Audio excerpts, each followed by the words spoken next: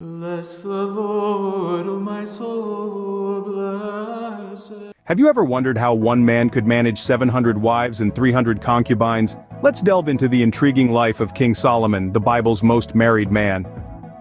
King Solomon, renowned for his wisdom and wealth, was no ordinary figure. The Bible describes him as a king of unparalleled prosperity and power, but it's his marital exploits that truly set him apart. Imagine, 700 wives and 300 concubines. That's 1,000 partners.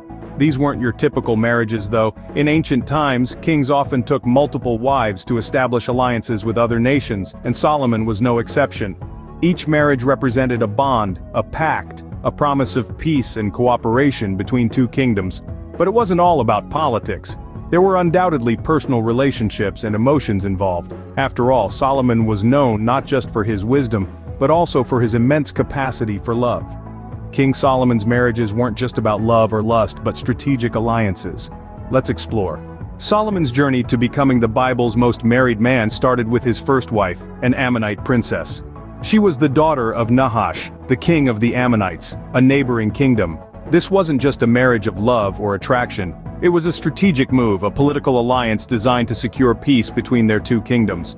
Following this, Solomon continued to marry foreign princesses. Each marriage was a carefully calculated political move, aimed at strengthening the ties between Israel and other kingdoms. These marriages acted as a form of diplomacy, bringing stability and peace to Solomon's reign, and expanding the influence of his kingdom. Whether it was an Egyptian pharaoh's daughter, a Moabite princess, or a Sidonian noblewoman, each wife represented a different alliance, a different piece of the puzzle that was Solomon's burgeoning kingdom. So, Solomon's early marriages were all about solidifying his kingdom. But his later marriages, they were a different story. As Solomon's kingdom grew, so did his list of wives, but these marriages came with a price. In his later years, Solomon's matrimonial alliances extended beyond the boundaries of the Israelite community. These unions were more than just heart-led decisions, they were strategic moves, designed to strengthen his political ties with surrounding nations. However, these marriages brought with them a profound religious implication. These foreign queens, princesses, and noblewomen Solomon wedded were not followers of Yahweh, the God of Israel. Instead, they worshipped a pantheon of foreign deities, a practice starkly at odds with the monotheistic faith of Israel. Despite the Torah's explicit warnings against intermarriage with non-Israelite women, Solomon, perhaps swayed by love or political ambition, allowed these foreign wives to practice their religions freely. This religious tolerance, while seemingly progressive, initiated a spiritual crisis within his kingdom. As these foreign wives worshipped their gods, they brought their idols and religious practices into the heart of Israel, directly into Solomon's household.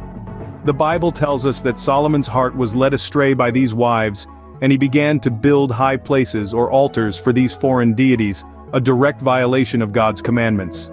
The introduction of these foreign gods into Solomon's kingdom led to a spiritual dilution and a shift away from the worship of Yahweh. The Bible recounts this as a turning point in Solomon's life, marking the beginning of his downfall. Solomon, once a wise king, blessed with wisdom and wealth by God, had allowed his marriages to lead him astray, tarnishing his legacy.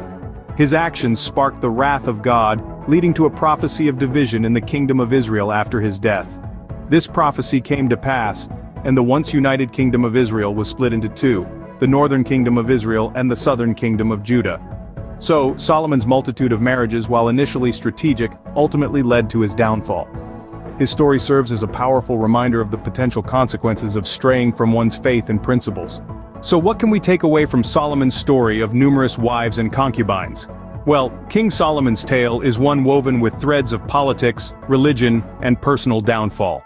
His marriages, numbering in the hundreds, were not just about love or personal choice, they were strategic moves, aimed at strengthening alliances and consolidating power. But the religious implications of these unions cannot be overlooked. Solomon's wives introduced him to a myriad of foreign gods, leading him down a path of idolatry, a stark contrast to his earlier devotion to the one true God. This compromise on his religious integrity was his downfall. And therein lies a broader theme of Solomon's story. It's a tale of the pursuit of power and the dangers of compromise.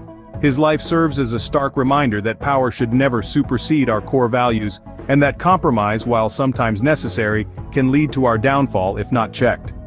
King Solomon's story is a tale of wisdom, power, compromise, and downfall, all intertwined with his 1,000 marriages. It's an intriguing tale that continues to fascinate us, thousands of years later.